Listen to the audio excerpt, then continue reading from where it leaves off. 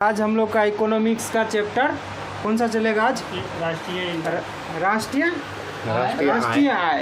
राष्ट्रीय आय का क्वेश्चन हम लोग डिस्कशन करते हैं। ठीक ठीक है।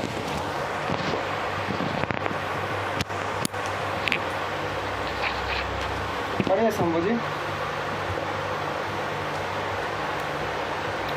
आइए क्वेश्चन की ओर चलते हैं। ठीक ना, सब रेडी? एकदम रेडी। राष्ट्रीय आय नेशनल इनकम नेशनल एक वर्ष में किसी देश के सामान्य निवासियों और उनकी संपत्ति द्वारा उत्पादित सभी अंतिम वस्तुओं और सेवाओं के मूल्य को, चाहे वह घरेलू राज्य क्षेत्र के भीतर परिचालन हो या बाहर है, उसको क्या कहते हैं? सकल राष्ट्रीय आय मतलब इनकम, ग्रॉस नेशनल इनकम। ठीक ना। राष्ट्रीय आय यानी एनआई राष्ट्रीय आय लेखों में वैश्विक आय यानी पीआई को किस रूप से परिभाषित किया गया है? राष्ट्रीय आय माइनस अवतारित लाभ तथा परिवार द्वारा किया गया नेट ब्याज भुगतान माइनस कंपनी कर प्लस सरकार और फर्मों द्वारा परिवारों को अंतरण भुगतान। देखिए, यह बोलते हैं हम राष्ट्रीय आय अवितरित लाभ माइनस परिवार द्वारा किया गया नेट भुगतान माइनस कंपनी कर प्लस सरकारों और फर्मों द्वारा परिवार के अतिरिक्त भुगतान अंतरण भुगतान। इसी को निजी आय बोलते हैं। निजी आय निरपेक्ष तथा इतना लंबा नहीं देता, 3 को स्टेप जरूर देता है।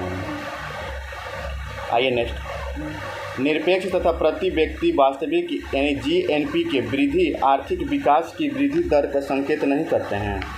नहीं करते यदि निर्धनता और बेरोजगारी में वृद्धि होती है तब। देखिए, निर्धनता और बेरोजगारी में वृद्धि होती है तब। देखिए, आर्थिक विकास अर्थव्यवस्था के गुणात्मक पक्षों के संबंधित होता है। ठीक ना। यह समाज के वंचित वर्गों के हितों का भी संवर्धन करता है। इस प्रकार यदि प्रति व्यक्ति आय यानी एनजीपी वृद्धि में बावजूद निर्धनता और बेरोजगारी में वृद्धि हो जाती है तो इस आर्थिक विकास का तात्पर्य नहीं माना जाएगा। नेक्स्ट, किसी भी राष्ट्र और औसत प्रति आय व्यक्ति आय की गणना निम्नलिखित में से किस प्रकार की जा सकती है? देश की कुल आय को कुल जनसंख्या से भाग दें। देश की कुल आय को कुल जनसंख्या से भाग दें। किसी व्यक्ति के आय निकालना होगा ना तो कितना व्यक्ति है वो प्लस जितना क्या बोलते हैं उसका कितना देश में कितना आय और जनसंख्या कितना, उससे भाग कीजिएगा तो निकलेगा प्रति व्यक्ति आय। स्वतंत्रता से पूर्व भारत की राष्ट्रीय तथा प्रति व्यक्ति आय के आंकलन में निम्नलिखित में से कौन कौन शामिल थे? दादा भाई नौरोजी, ठीक है, फिडले सिराज, डॉक्टर BKRV राव, ठीक, RC देसाई। देखिए, उपनिवेशित शासन के दौरान भारत की राष्ट्रीय आय प्रति व्यक्ति आय का आकलन दादा भाई नौरोजी, फिडले सिराज, डॉक्टर BKRV राव तथा CR देसाई द्वारा किया गया था। ठीक ना। आइए next. An inquiry into the के पास बात पूछेगा ना, जैसे इसका अनुमान कौन लगाया था? तो BK राव था। BKRV राव BKRV राव अनुमान नहीं लगाया। An inquiry into the nature and आइए नेक्स्ट क्वेश्चन को आते हैं। ऑफ नेशन, सीधा इसका जो उतना नाम याद नहीं रखना है। वेल्थ ऑफ नेशन के राइटर मतलब किसके लेखक थे? वेल्थ ऑफ नेशन के राइटर कौन है? Adam Smith. एडम स्मिथ क्या बोला? ये धन का विज्ञान है। आइए पढ़ते हैं। एडम स्मिथ ने कहा धन का विज्ञान है। उपभोक्ता वस्तुओं के संदर्भ में निम्नलिखित पर विचार कीजिए। ठीक, आहार, मनोरंजन, वस्त्र, ये क्या है? उपभोक्ता वस्तु का आहार और वस्त्र। पढ़ते हैं इसको एक बार। अंतिम वस्तुओं को 2 भागों में बांटा जा सकता है, उपभोग वस्तु और पूंजीगत वस्तु।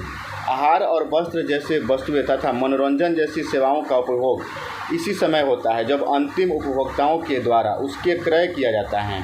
इस उपभोक्ता वस्तु या उपभोक्ता वस्तु कहते हैं।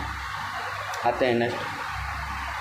निम्नलिखित में से कौन सा कथन मूल्यह्रास को सर्वोत्तम वर्णित करता है? सकल निवेश के मूल्य से किए गए लोग। बोलिए। सकल निवेशी के मूल्य से किए गए लोग। सकल निवेशी के मूल्य से किए गए लोग मूल्यह्रास को सर्वोत्तम वर्णित करता है। ठीक है। निम्नलिखित कथनों पर विचार कीजिए। ठीक ना। इनमें से कौन सा कथन सही है? किसी व्यक्ति के पास वस्तु को खरीदने क्रय करने की क्षमता को आय से होती है। ऐसे होती है, आय की प्राप्ति लाभ, लगान, ब्याज के रूप में होती है। हो सकती है। नेक्स्ट क्वेश्चन, वस्तुओं और सेवाओं के उत्पादन के दौरान निम्न में से कितने प्रकार के मौलिक योगदान किए जा सकते हैं? कितने प्रकार के? मानवीय श्रम का योगदान, ठीक है, स्थिर प्राकृतिक संसाधनों का योगदान, ठीक है, पूंजी का योगदान, मानवीय संसाधन का योगदान, स्थिर प्राकृतिक संसाधन का योगदान, पूंजी का योगदान और उद्यमियों का योगदान और स्थिर प्राकृतिक संसाधनों का योगदान। आइए नेक्स्ट क्वेश्चन, निम्नलिखित में से कौन सा मूल्यवर्धित शब्द को सही करता है? किसी फर्म सही का स्पष्ट कौन है? निवल योगदान। किसी फर्म का निवल योगदान, फर्म का निवल योगदान, किसी निवल योगदान करता है, मूल्यवर्धित शब्द को परिभाषित करता है। आइए निम्नलिखित कथनों पर विचार कीजिए, कौन सा सार्वजनिक वस्तुओं के अंतर्गत शामिल किए जाते हैं? कौन कौन? लोक प्रशासन, ठीक, सड़क, राष्ट्रीय प्रतिरक्षा, लोक प्रशासन, सड़क और राष्ट्रीय प्रतिरक्षा, ये सभी सार्वजनिक वस्तुओं के अंतर्गत शामिल किए जाते हैं। आते हैं नेक्स्ट क्वेश्चन की ओर। अच्छा देखिएगा इसको, निम्नलिखित युग्मों पर विचार कीजिए, कौन सा युग्म सुमेलित है? व्यय वस्तु, व्यय विधि कहते हैं फर्म द्वारा पढ़िए। व्यय विधि फर्म द्वारा उत्पादित अंतिम वस्तुओं एवं सेवाओं का मूल होता है। सही है, होता है। उत्पादन विधि सभी फर्म द्वारा उत्पादित वस्तुओं तथा सेवाओं का मूल्य होता है। ठीक है। आय विधि सभी कारक भुगतान का योग होता है। एक बार फिर से देखिए, व्यय विधि क्या होता है? फर्म द्वारा उत्पादित अंतिम वस्तु और सेवाओं का मूल्य, ठीक ना। उत्पाद विधि क्या होता है? सभी फर्मों द्वारा उत्पादित वस्तुओं तथा सेवाओं का मूल्य। आय विधि क्या होता है? सभी कारक भुगतान का योग। सकल घरेलू उत्पाद और सकल राष्ट्रीय आय में क्या अंतर है? विदेश से प्राप्त शुद्ध साधारण आय। सकल घरेलू उत्पाद और सकल राष्ट्रीय उत्पाद में अंतर है विदेशों से प्राप्त शुद्ध राष्ट्रीय आय। आइए नेक्स्ट, निम्नलिखित में से किन्हें निजी वस्तुओं के अंतर्गत शामिल किया जाता है? शामिल किन्हें? निजी कपड़े, कार, खाद्य पदार्थ। निजी वस्तुओं के संदर्भ में वो व्यक्ति वस्तुओं के लिए भुगतान नहीं करता है जो उनके लाभ उठाने के वंचित किया जा सकता है। कपड़ा, कार, खाद्य तो निजी वस्तु के अंतर्गत शामिल किया गया है, ठीक ना। आइए नेक्स्ट, निम्नलिखित कथनों पर विचार कीजिए, कौन सा कथन सत्य है? सार्वजनिक वस्तुओं का लाभ उपभोक्ता विशेष तक होता है जबकि निजी वस्तुओं का लाभ सबको मिलता है। नहीं, निजी वाला ऐसा नहीं होता है, निजी सबको नहीं मिलता है, इसलिए गलत हो गया। निजी वस्तुओं के मामले में जो व्यक्ति वस्तुओं के लिए भुगतान नहीं करता है उसे लाभ नहीं मिलता है, जबकि ऐसे मामलों में सार्वजनिक वस्तुओं अवर्ज्य है। सही है। आइए नेक्स्ट, हरित जीडीपी किस देश के गैर नवीकरणीय प्राकृतिक संसाधन के उपयोग में राष्ट्रीय लेख प्रणाली करती है? भूटान विश्व का एकमात्र कार्बन न्यूट्रल ऋणात्मक देश है। भूटान विश्व का एकमात्र कार्बन ऋणात्मक देश है ना। देखिए, भूटान के संविधान द्वारा देश के 60% भूमि का वन के रूप में व्यवस्थित और संरक्षित रखना अनिवार्य किया गया है और इसे उद्देश्य के पूर्ति के लिए एक अंग के रूप में भुगतान नियंत्रण और न्यूनतम प्रणाली पर्यटन को ही बढ़ावा देता है। भूटान हाईवे के लिए भूटान नेपाल है क्या पर्यटन के लिए? नहीं, पर्यटन जाएगा तो काम खत्म हो लोग का, उसी पर आश्रित है। आते हैं नेक्स्ट, सकल घरेलू उत्पाद अपरिस्थितिक कार्य के संदर्भ में निम्नलिखित पर विचार कीजिए, कौन सा कथन सही है? यह सांकेतिक जीडीपी और वास्तविक जीडीपी का अनुपात है। यह उत्पादन की वृद्धि की सीमा को दर्शाता है। नहीं दर्शाता। यह केंद्रीय सांख्यिकी कार्यालय द्वारा प्रकाशित किया जाता है। सही है, केंद्रीय सांख्यिकी द्वारा प्रकाशित किया जाता है। आइए नेक्स्ट क्वेश्चन, निम्नलिखित कथनों पर विचार कीजिए, कौन सा कथन सही है? सकल राष्ट्रीय उत्पाद में ब्राह्य ऋण को ब्याज शामिल नहीं किया जाता है। किया जाता है। तो सकल राष्ट्रीय उत्पाद में बाह्य ऋण पर ब्याज शामिल नहीं किया जाता है। साधन उत्पादन लागत पर राष्ट्रीय आय में अप्रत्यक्ष करों को छोड़कर क्या बोलते हैं सब्सिडी को शामिल किया जाता है। मूल्यह्रास के समायोजित गणना करने के बाद शेष बचने वाला सकल घरेलू उत्पाद के घरेलू उत्पाद है। सही है। इसको पढ़ें या छोड़ दें? देखिए सकल घरेलू उत्पाद, ठीक ना, सकल घरेलू उत्पाद यानी GDP एक वर्ष के अंतिम के दौरान एक वर्ष का होता है। सुनिए सकल घरेलू उत्पाद यानी GDP एक वर्ष के अवधि के दौरान एक राष्ट्र की सीमा के भीतर उत्पादित सभी अंतिम वस्तुओं की सेवाओं का मूल होता है। सही है। GDP देखिए निवल मतलब क्या होता है? निवल घरेलू उत्पाद यानी NDP। निवल घरेलू उत्पाद GDP की गणना के बाद मूल्यह्रास का मूल्य समावित करने के बाद GDP मिलता है। सही है। अर्थात देखिए इसका फॉर्मूला है NDP बराबर GDP माइनस मूल्यह्रास। मूल देखिए मूलतः यह सकल घरेलू उत्पाद यानी GDP शुद्ध रूप है, अर्थात GDP में से मूल्यह्रास का कुल मूल्य घटाते हैं तो परिसंपत्ति में यह मूल्यह्रास वस्तुओं की एक सेवाओं का उत्पादन के समय होता है। सही है। देखिए सकल राष्ट्रीय उत्पाद क्या है? सकल राष्ट्रीय उत्पाद यानी GNP देश की वह GDP है जिससे विदेश की अर्जित आय को जोड़ा जाता है तथा एक अर्थव्यवस्था की सीमा परिवर्तित आर्थिक गतिविधियों को भी लेखा में शामिल किया जाता है, ठीक ना। देखिए क्या होता है GDP, GNP क्या होता है? GNP क्या होता है? GDP प्लस विदेश के अर्जित आय, अपना तो आया ही किया प्लस जो विदेश ले आया वो दोनों जोड़िएगा ना तब GNP होगा। चलिए एक बार फिर से NDP बराबर GDP माइनस मूल्यह्रास और GNP बराबर GDP प्लस विदेश से अर्जित आय। देखिए विदेश से अर्जित आय निम्नलिखित में से मुद्दों का गणना किया जाता कौन? निजी पोषण, बाह्य ऋणों पर ब्याज, बाह्य अनुदान। देखिए अब आइए सकल राष्ट्रीय उत्पाद जो है ना, जैसे कोई भी भारतीय विदेश में जाकर अगर जो पैसा अर्जित करता है वो हुआ, सकल घरेलू उत्पाद अपने देश में प्रोडक्ट करता है। यह दोनों में यही अंतर है। GNP इसी दोनों को घटाता है ना। आइए संसाधन लागत पर राष्ट्रीय आय, ठीक ना। कर तथा छूट के प्रभाव को छोड़कर लागत संसाधन को राष्ट्रीय आय में की जाती है। नेक्स्ट क्वेश्चन पढ़े। नेक्स्ट क्वेश्चन राष्ट्रीय प्रयोजन आय, ठीक ना। राष्ट्रीय प्रयोजन आय क्या होती है? बाजार मूल्य पर निवल राष्ट्रीय उत्पाद प्लस शेष विश्व से प्राप्त अन्य चालू हस्तांतरण। देखिए राष्ट्रीय प्रयोजन आय यह दर्शाती है कि किसी घरेलू अर्थव्यवस्था में वस्तुओं और सेवाओं की अधिकतम मात्रा कितनी है, ठीक ना। शेष विश्व के चालू हस्तांतरण के अंतर्गत सहायता राशि, उपहार इत्यादि आते हैं। आइए नेक्स्ट GDP में शामिल नहीं होते, क्या क्या शामिल नहीं होते हैं? में शामिल नहीं होते हैं वस्तुओं का मूल्य नहीं होता है और उपयोग किए गए वस्तुओं का विक्रय। देखिए मध्यवर्ती वस्तुओं का मूल्य और उपयोग में किए गए वस्तुओं का विक्रय ये GDP में नहीं शामिल किया जाता है। GDP में क्या क्या शामिल किया जाता है? अपने जीवन यापन के लिए गृह किराए का उपयोग, सही है, सरकारी सेवा ये सब शामिल किया जाता है। आइए नेक्स्ट निम्नलिखित में से कौन सा विकल्प गलत है? घरेलू उत्पाद का संबंध किसी देश में भौगोलिक सीमा के होता है। राष्ट्रीय उत्पाद जनता की राष्ट्रीयता से संबंधित होता है। सही है। GNP में से निवल कारक आय घटाकर हमें GDP मिलता है। आइए उपयोग में आ चुकी वस्तुओं की बिक्री GDP के गणना में शामिल होती है? नहीं, ऐसा बात नहीं। गैर मजदूरी आय से आप क्या समझते हैं? किराए से आय, ठीक है, ब्याज से आय, सही है, लाभ से आय। देखिए गैर मजदूरी वह आय होती है जो मजदूरी या वेतन से अलग अर्जित किया जाता है। मतलब आप तो कुछ कर नहीं है लेकिन ऊपर से एक्स्ट्रा आ रहा है, जैसे कि रूम के रेंट आ गया, रूम ओनर थोड़ा इसमें मेहनत करने आता है, रूम दे दिया, उधर से पैसा आ रहा है उसको तो हो गया, ब्याज देता है तो थोड़ा उसको मेहनत करता है, ब्याज लेता है, इनकम कमाता है, वो हो गया गैर मजदूरी आय। आइए नेक्स्ट क्वेश्चन, कथनों पर विचार करना है, कौन सा कथन सही है? हरित GDP के तात्पर्य वनस्पति और जीव जगत में मौद्रिक मूल्य से है और इससे हरित निवेश में वृद्धि भी शामिल की होती है। नहीं, वृद्धि नहीं होता, घटता है।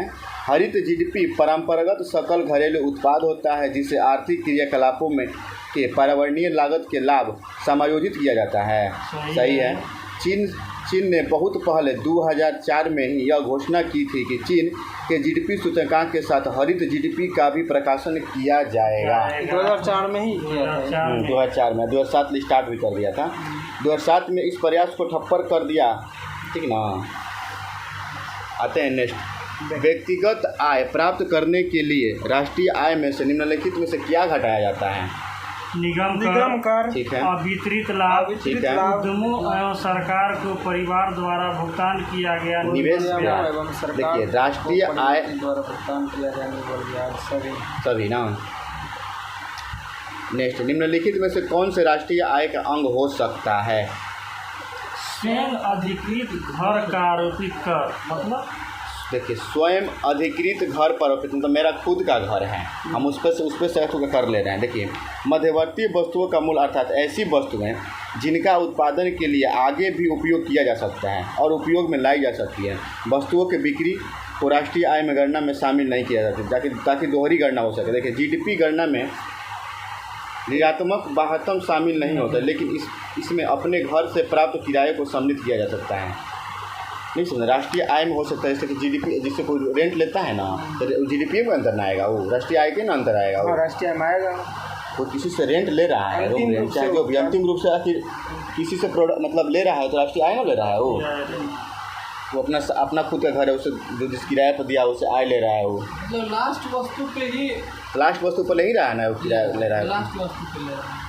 लास्ट वस्तु क्या हुआ, हम बना के रूम तैयार कर दें, आपसे रेंट ले रहे हैं। जैसे रेशम से धागा बना, हाँ धागा से कपड़ा बना, धागा बीच वाला जो है उस पे नहीं लेगा, उस पर नहीं लेगा, कपड़ा पर लेगा जो हम यूज करते हैं उस पे लेगा। ठीक समझे ना। आते हैं, निम्नलिखित में से किसे राष्ट्रीय आय की गणना में शामिल किया जा सकता है? स्वयं उपयोग उत्पादित वस्तु। सही है। आइए जीडीपी और जीएनपी के बीच निम्नलिखित अंतरों पर विचार कीजिए, कौन सा कथन सही है?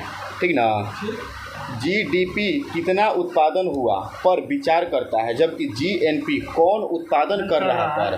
ठीक है, सही है। ग्रोथ नेशनल प्रोडक्ट उत्पादन कितना हम किए उस पर करता है, और growth democratic product domestic product वो होता है कितना हम उत्पादन कर चुके हैं, ठीक ना, उस पर करता है। जीडीपी इस बात पर विचार करता है कि उत्पादन के कारण का कौन जिम्मेवार है, जबकि जीएनपी भौगोलिक कारक है, जैसे उत्पादन वहाँ हुआ पर विचार करता है। गलत है। यदि विदेश में रह रहे निवासियों की अर्जित आय देश में रहे विदेशियों के अर्जित आय से अधिक हो तो जीएनपी जीडीपी के ज़्यादा होगा। ज़्यादा से होगा नहीं, विदेशी में आएगा तो विदेशी का पैसा हम इंक्लूड होगा ना। क्या सही है। राष्ट्रीय आय की गणना इनमें से किन किन मर्दों पर शामिल किया जाता है? स्वयं उपभोग के लिए किया गया उत्पादन, स्वयं उपभोग के लिए किया गया उत्पादन द्वारा भारत में किए जाने वाला व्यय शेयर तथा विभाजन का क्रय विक्रय नहीं होगा, विदेशों से प्राप्त उपहार भी नहीं होगा।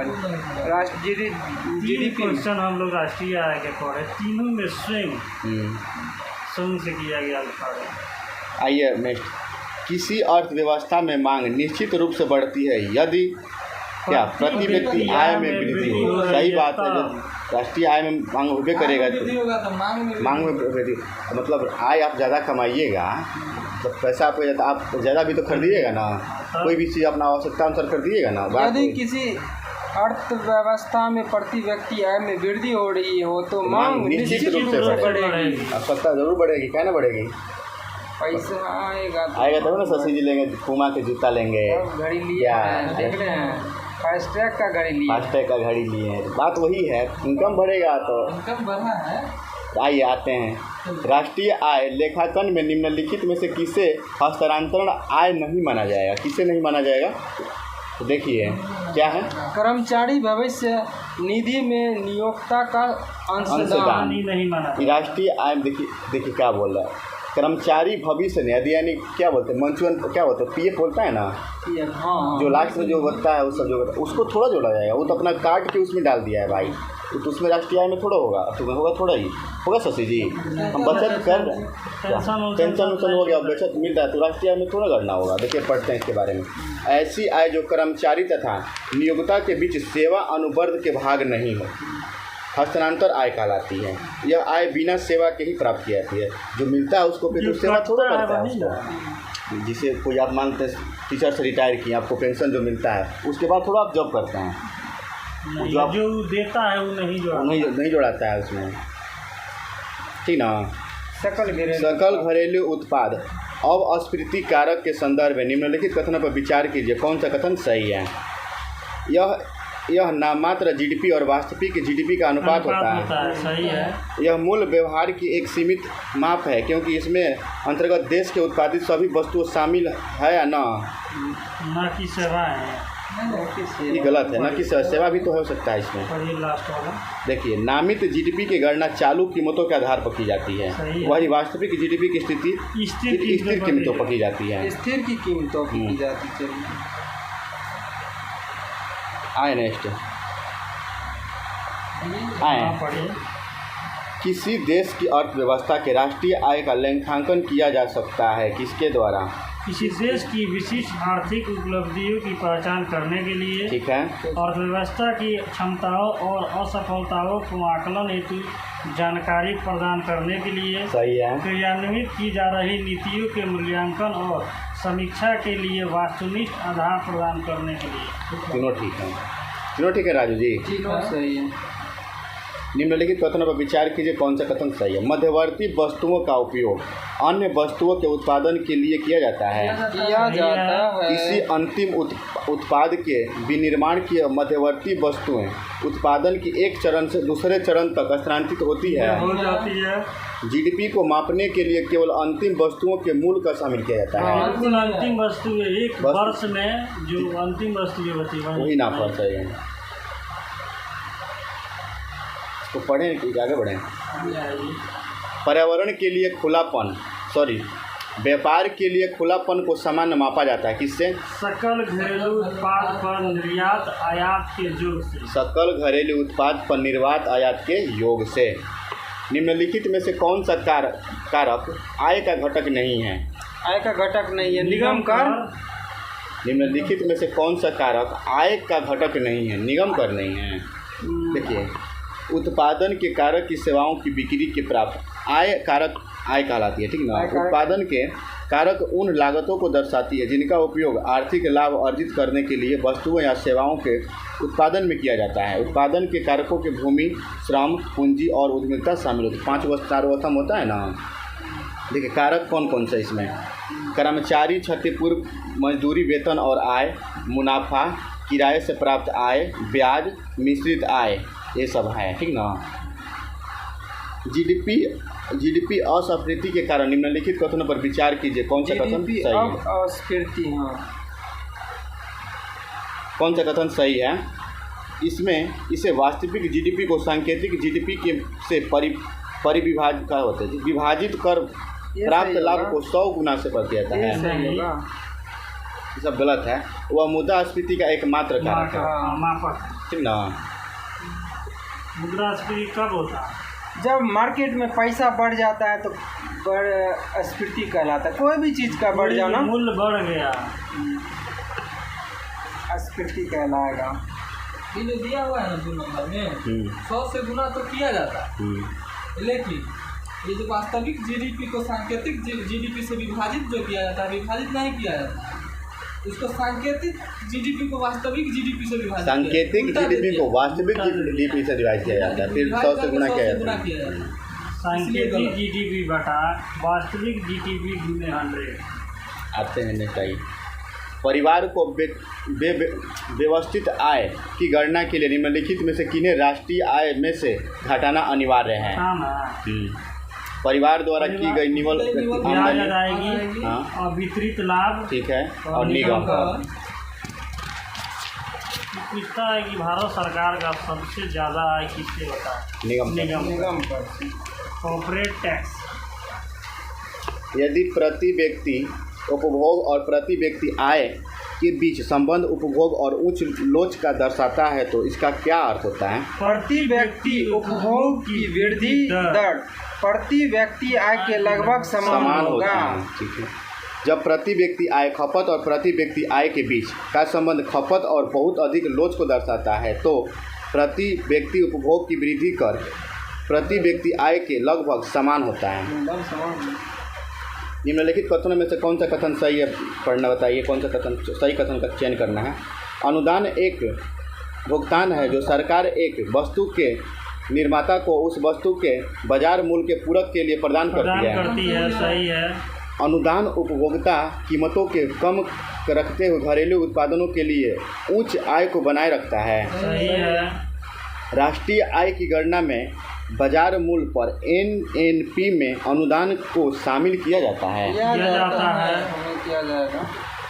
आइए नेक्स्ट, निम्नलिखित पर विचार कीजिए। स्वतंत्रता प्राप्ति से पूर्व भारत में राष्ट्रीय आय संबंधित प्रथम अनुमान 1878 ईस्वी में दादा भाई नौरोजी द्वारा लगाया गया था। 1868 में 78 नहीं 1868 68 में दादा भाई नौरोजी द्वारा किया गया था, ठीक ना। दादा भाई नौरोजी ने 1868 ईस्वी में 68 ईस्वी में प्रति 20 रुपया प्रति व्यक्ति आय की आकलन की थी। 68 में 20 रुपये की थी ना। ठीक है। दोनों गलत है, दोनों में 68 कर लीजिए, 1868। आइए, राष्ट्रीय आय के आकलन के संदर्भ में निम्नलिखित कथनों पर विचार कीजिए, कौन सा कथन सही है, ठीक ना। स्वतंत्र भारत में राष्ट्रीय आय का सबसे पहला सरकारी अनुदान 1949 में लगाया गया था। सही है। राष्ट्रीय आय के संबंधित आंकड़े केंद्रीय सांख्यिकी कार्यालय द्वारा लगाया जाता है। कार्यालय द्वारा लगाए जाते हैं। हाँ, थोड़ा टॉप है ही, हम समझते हैं बात को, थोड़ा आप लोग कीजिएगा, मेहनत कीजिएगा, धैर्य रखिए। धैर्य रखिए, आने वाला क्वेश्चन मतलब आ जाए, ऐसा बात नहीं। कोई क्वेश्चन है वो आप लोग देते होंगे, जैसे क्वेश्चन मिल रहा है। हाँ, इसको बार बार एक बार पढ़िएगा अपने से भी, थोड़ा अपना से पढ़िएगा तो हो जाएगा। क्वेश्चन है, ऐसा बात थोड़ा सबको समझ में नहीं आता। दादा भाई नौरोजी जो 1868 में कितने रुपया बचिए? 20 रुपया प्रति व्यक्ति है। अनुमान लगाए थे। अनुमान लगाए। इसके बाद तो फिर तो इतना बढ़िया चैप्टर आएगा कि आपको इंटरेस्ट लगेगा। बैंकिंग चालू हो जाए, शेयर चालू हो जाए, राष्ट्रीय पूरे आय में आपसे 2 सवाल पूछता है, या तो जो फॉर्मूला पूछ देगा या तो दादा भाई नौरोजी का हमेशा पूछते रहता है, बाकी कोई पूछता ही नहीं, ठीक ना। आइए नेक्स्ट क्वेश्चन। सब क्वेश्चन को आप देख लीजिएगा कौन क्वेश्चन सेलेक्टेड है। चलिए आगे बढ़िए। अब राष्ट्रीय आय के आकलन के संदर्भ में, ठीक, ऐसा पढ़ दिए, आते हैं नेक्स्ट। निम्नलिखित में से कौन सा मदों के राष्ट्रीय आय के संबंधित नहीं किया जा सकता? कौन कौन? किसी फर्म द्वारा रखे गए स्टॉक की कीमत में वृद्धि नहीं जाएगा। भारत में विदेशी बैंकों द्वारा अर्जित लाभ नहीं होगा। भविष्य निधि कोष के स्वयं कर्मचारी द्वारा दिया गया अंशदान नहीं हस्तांतर भुगतान और प्राप्ति, ये भी नहीं, गलत है सब। ये मतलब पूछ रहा है कि राष्ट्रीय आय में क्या क्या शामिल नहीं किया जाता है। राष्ट्रीय आय में सम्मिलित नहीं की जाने वाली मध्य निम्नलिखित है। कैसे कर सकते हैं? विदेशी में बैंक कमाएगा तो अपना विदेश रखेगा, आपको क्या फायदा होगा? विदेशों से प्राप्त उपहार नहीं किया जाएगा। सही है। किसी फर्म द्वारा रखे गए स्टॉक की कीमतें में वृद्धि भी नहीं शामिल किया जाएगा। भारत में विदेशी बैंकों द्वारा अर्जित लाभ, मतलब भारत में विदेशी बैंक जो होगा वो जो लाभ अर्जित करेगा वो भी शामिल नहीं किया जाएगा। भविष्य निधि कोष में स्वयं कर्मचारी द्वारा किया गया अंशदान, ये भी नहीं होगा। एक फर्म द्वारा दूसरी फर्म को दिया गया लाभ, ये भी नहीं होगा। हस्तांतरण भुगतान एवं प्राप्तियां जैसे कि वृद्धा पेंशन, छात्रवृत्ति, बेरोजगारी भत्ता, ये सभी शामिल नहीं होगा। ठीक ना। वित्तीय वर्ष में उत्पादित अंतिम वस्तुओं और सेवाओं का मौद्रिक मूल्य,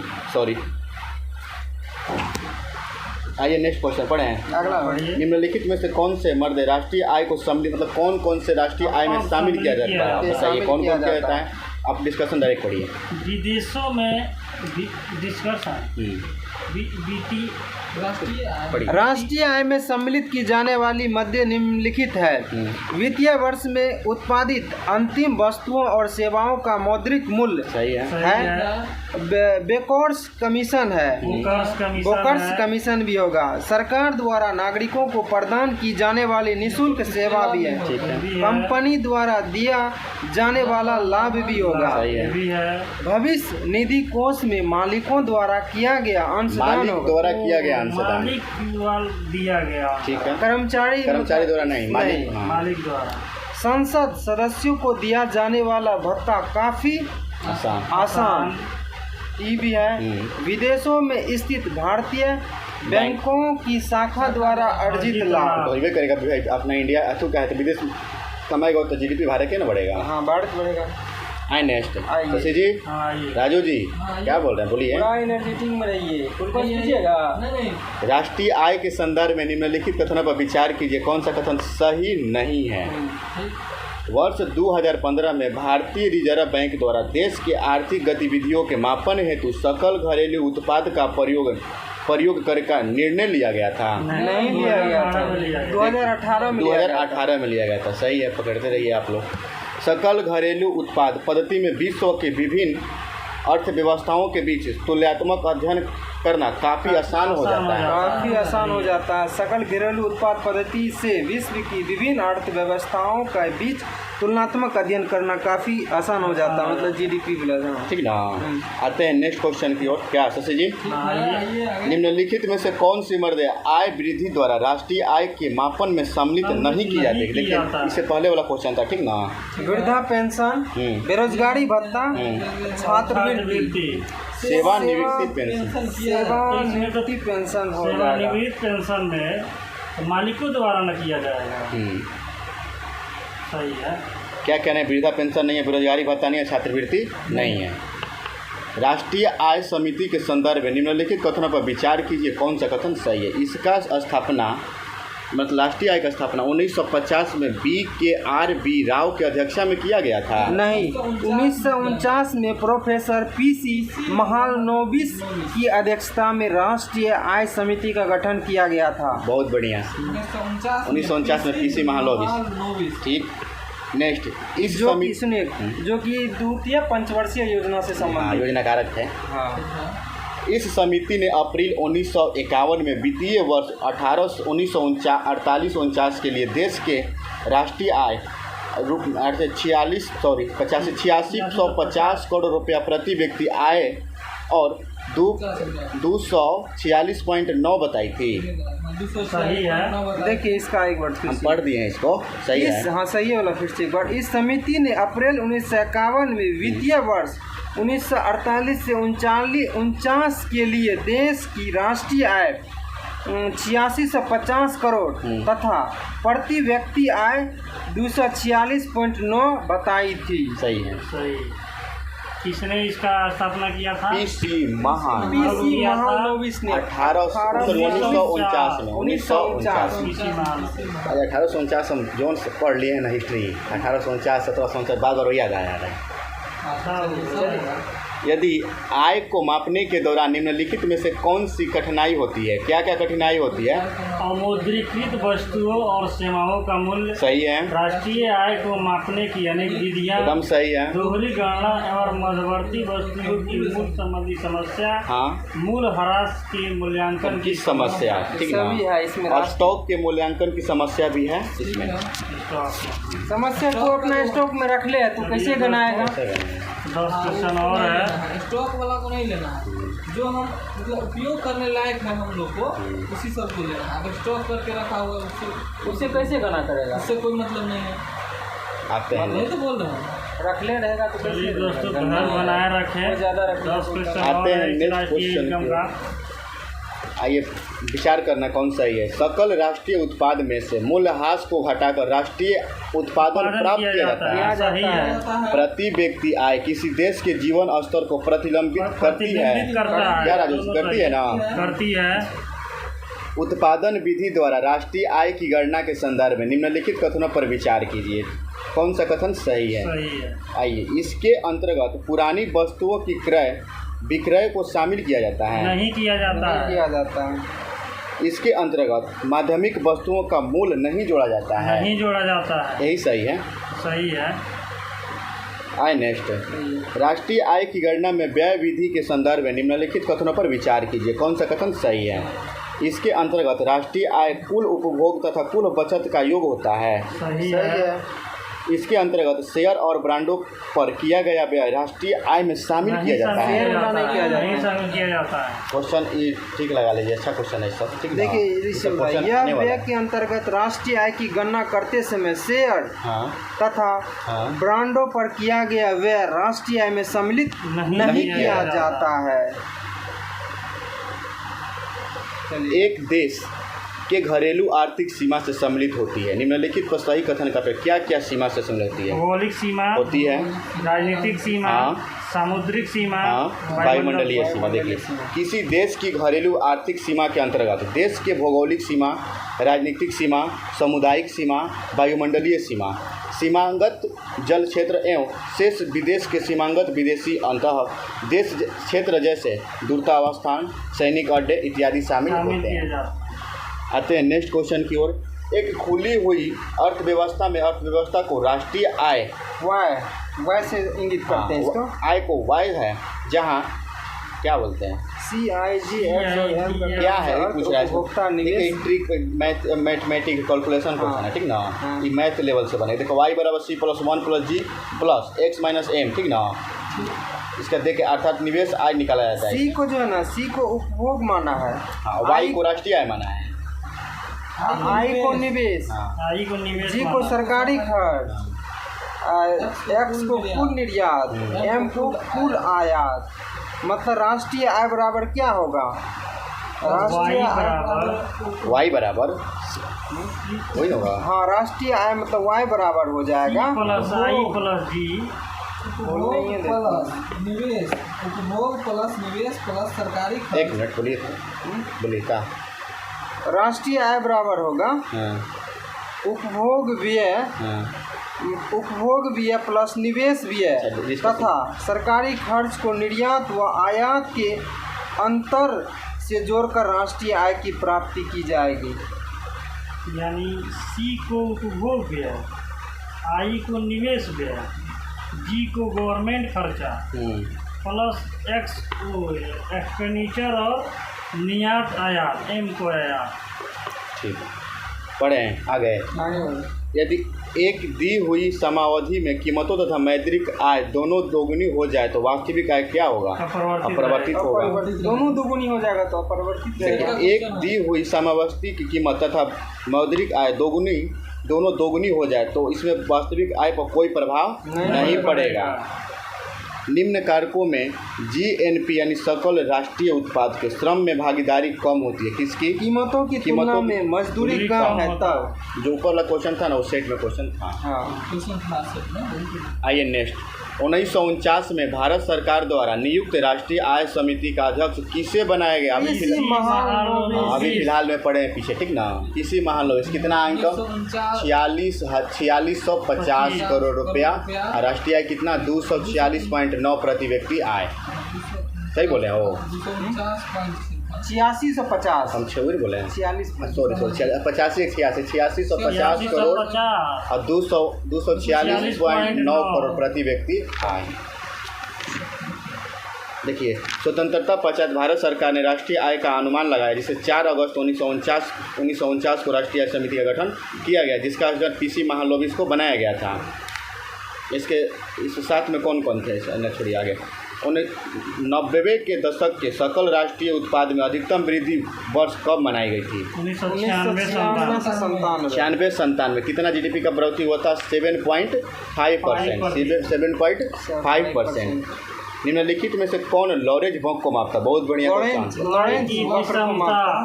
आय की विषमता। लॉरेंज वक्र से मापा जाता है आय की विषमता। देखिए, लॉरेंज वक्र का प्रतिपादन अमेरिकी सांख्यिकी विधकारक डॉक्टर मैकस ओ लॉरेंज ने 1905 ईस्वी में किया था। वह धन और आय की विषमता को मापने का एक पैमाना हुआ। राष्ट्र के पूर्ण समानता के कारण लॉरेंज वक्र एक सीधी रेखा में होती है और राष्ट्र के झुकाव की तरफ असमानता। देखिए, जो वक्र बनाएगा ना, सीमा मतलब खींचेगा लाइन, यदि राष्ट्रीय आय मतलब सटा रहेगा तो राष्ट्रीय आय में समानता होगा, दूर रहेगा तभी समानता होता चला जाएगा। खान सर बहुत बढ़िया से पढ़ाया था इसको। निम्नलिखित में से किस क्षेत्र में भारत के सकल राष्ट्रीय उत्पाद का सबसे बड़ा भाग प्राप्त होता है? सेवा क्षेत्र से। सही बात है, सेवा क्षेत्र सबसे ज़्यादा प्राप्त होता है, वे करता है। टोटल 54% से अधिक करता है। 50% 54% से अधिक करता है। अभी भी उतना ही। हाँ, है नहीं। निम्नलिखित में से किस एक को छोड़कर बाकी सभी देश में प्राकृतिक पूंजी को सम्मिलित किया जाता है? सड़क को छोड़कर। सड़क पे बहुत कम, हाईवे पर टैक्स लिया जाता है। वन, जल, खनिज। पढ़ते हैं। प्राकृतिक पूंजी में समस्त पारिस्थितिकी तंत्र जैसे मत्स्य पालन, वनों को शामिल किया जाता है। इसके साथ साथ उसमें अंतर्गत अन्य तत्व जैसे मिट्टी, खनिज, नाइट्रोजन निर्धारण, पोषक तत्व और पुनर्चक्र, परागण और समस्त जल बिजली चक्र इत्यादि को शामिल किया जाता है, लेकिन सड़क प्राकृतिक पूंजी में सम्मिलित नहीं है। निम्नलिखित कथनों पर विचार कीजिए, कौन सा कथन सही है?